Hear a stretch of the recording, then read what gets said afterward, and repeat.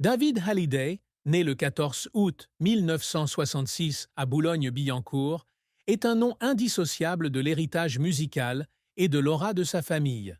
Fils de la légende de la pop française Johnny Hallyday et de la célèbre chanteuse Sylvie Vartan, David a un talent artistique dans le sang, mais sa vie ne se résume pas à des mélodies envoûtantes et à la gloire. Derrière sa façade de chanteur, auteur-compositeur et pilote automobile talentueux, David a connu une profonde tristesse, des épreuves difficiles et des moments déchirants qui l'ont façonné. Sa vie est une symphonie d'émotions, où les notes élevées du succès se mêlent aux notes basses de la perte, de la solitude et de la lutte pour s'affirmer dans l'ombre immense de ses parents. Récemment, il s'est montré plus ouvert, admettant les tristes vérités de la vie et de l'amour, marquant profondément le cœur de ses fans. La plus grande tristesse dans la vie de David Hallyday est probablement le sentiment d'être prisonnier de l'ombre de son père, Johnny Hallyday, une icône culturelle non seulement en France, mais aussi dans le monde. Depuis son enfance, David a vécu sous la pression d'être à la hauteur de la réputation de son père, surnommé le Elvis Presley français. Johnny Hallyday n'était pas seulement un chanteur, mais un phénomène, avec des millions de fans et une carrière de plus de 5 décennies. David a grandi sous le regard du public, où chacun de ses faits et gestes était comparé à celui de son père. Il a un jour confié qu'adolescent, il avait le sentiment de ne pas avoir d'identité propre, comme si tous ses succès et ses échecs étaient définis à travers le prisme de Johnny. Cela l'a conduit à des périodes de légère dépression, se demandant s'il serait un jour reconnu pour son talent ou s'il resterait simplement le fils de Johnny Hallyday. Cette tristesse était d'autant plus profonde que la relation de David avec son père n'était pas toujours harmonieuse. Johnny, avec son emploi du temps chargé et sa vie personnelle compliquée, était souvent absent durant son enfance. Il se souvient des longues journées passées à attendre le retour de tournée de son père, pour finalement réaliser que Johnny était toujours sous le feu des projecteurs et sous les responsabilités d'une superstar. Lors des rares moments passés ensemble, David ressentait l'amour de son père, mais celui-ci était toujours teinté d'une distance invisible. Lorsque Johnny est décédé en 2017, David a été submergé par la douleur de la perte, mais ce qui l'a vraiment blessé, c'est le sentiment de n'avoir jamais vraiment compris son père. Il se tenait silencieux près du cercueil de Johnny, les larmes aux yeux, non seulement à cause de la perte d'un père, mais aussi à cause des mots non prononcés, des questions restées sans réponse. Cette tristesse était non seulement une perte physique, mais aussi un vide spirituel, car David réalisait qu'il avait perdu la chance de se réconcilier pleinement avec son père. Un autre aspect de la plus grande tristesse de David fut la bataille juridique controversée autour du testament de Johnny Hallyday. Après le décès de leur père, David et sa sœur Laura Smet ont découvert qu'ils avaient été exclus du testament, l'intégralité de la succession étant léguée à la quatrième épouse de Johnny, Laetitia Hallyday, et à leurs 2 filles adoptives, Jade et Joy. Cet événement a non seulement choqué David, mais a également déclenché une vague de controverses dans toute la France. Il se sentait trahi, non pas à cause de la valeur matérielle de la propriété, mais à cause de la signification spirituelle d'être exclu de l'héritage par son père. Il confia un jour que le plus douloureux n'était pas l'argent, mais le sentiment que son père avait nié leur existence et celle de Laura. Cette bataille juridique, qui dura des années, avec ses audiences exténuantes et son intense couverture médiatique, laissa David épuisé physiquement et mentalement. Il restait souvent éveillé la nuit, se demandant s'il faisait le bon choix en défendant ses droits ou s'il portait atteinte à l'héritage de son père. La carrière de David Hallyday a été un parcours haut en couleurs, jalonné de succès éclatants et d'échecs douloureux, mais tous marqués par la quête constante de sa propre voix. Il a débuté sa carrière musicale très jeune, avec son premier album True Cool, sorti en 1988, alors qu'il n'avait que 22 ans. L'album est rapidement devenu un succès, avec des chansons comme High et Ooh La La, illustrant un style rock-pop mêlant influence américaine et sophistication française.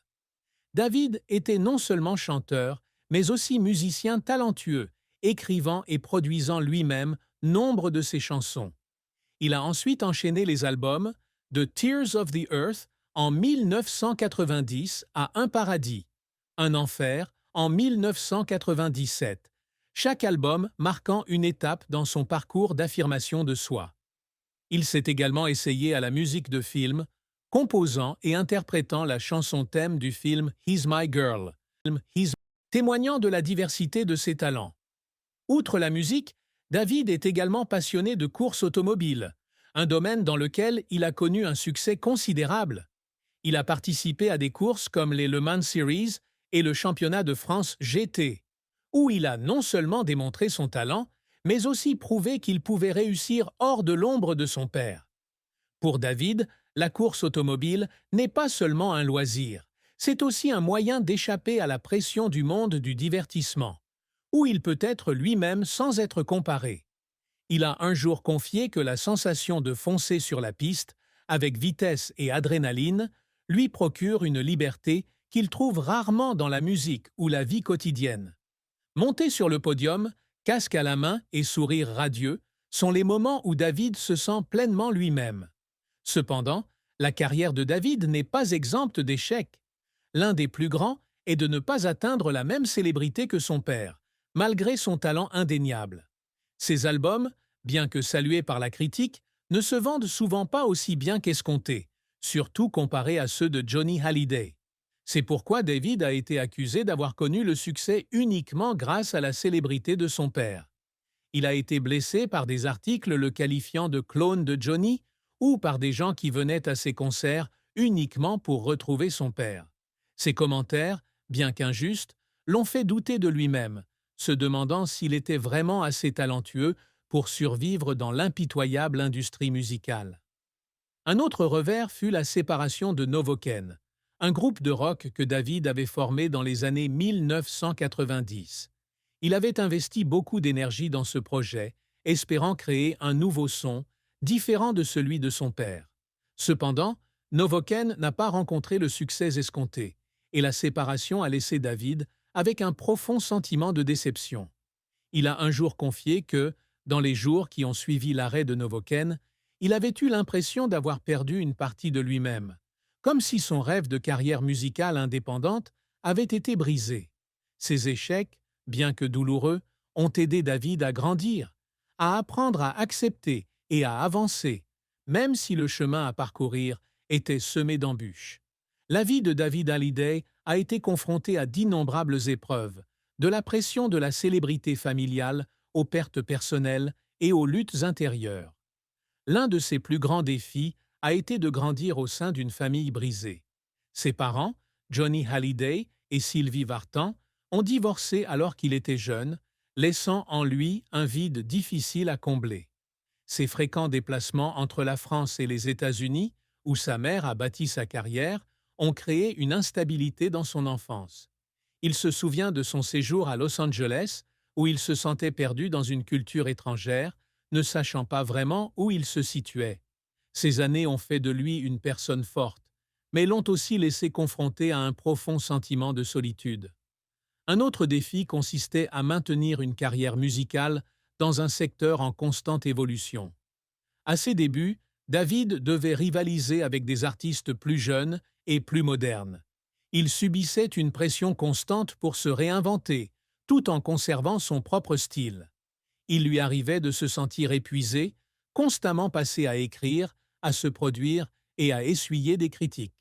Il a un jour confié que certaines nuits après un concert, il restait seul dans sa chambre d'hôtel, se demandant s'il était sur la bonne voie ou s'il essayait simplement de prouver quelque chose au monde. La bataille juridique qui a suivi la mort de Johnny a également été un défi majeur. David et Laura ont dû faire face à d'intenses procès, luttant non seulement pour leurs droits, mais aussi pour leur honneur. Les médias français ont fait sensation, qualifiant David d'avare ou de traître à son père. Ces mots l'ont profondément blessé, car il avait toujours insisté sur le fait que le combat n'était pas une question d'argent, mais de justice. Il se tenait devant le miroir, se regardait et se demandait s'il faisait le bon choix ou s'il ne faisait que prolonger la douleur de sa famille. Finalement, en 2020, David et Laura ont trouvé un accord avec Laetitia, mais les cicatrices émotionnelles de ce conflit sont restées, lui rappelant le prix de sa réputation et de sa famille. La plus profonde tristesse de David, outre la perte de son père et la bataille de volonté, était le sentiment de n'avoir jamais été vraiment compris par le public. Il avait toujours essayé de construire une carrière indépendante, mais l'ombre de Johnny Hallyday ne semblait jamais le quitter. Chaque fois qu'il sortait un nouvel album ou se produisait sur scène, il savait que le public le comparerait à son père, ce qui lui donnait l'impression de mener un combat qu'il ne pouvait gagner. Il a un jour confié qu'il y avait eu des moments où il avait voulu abandonner, quitter les projects, quitter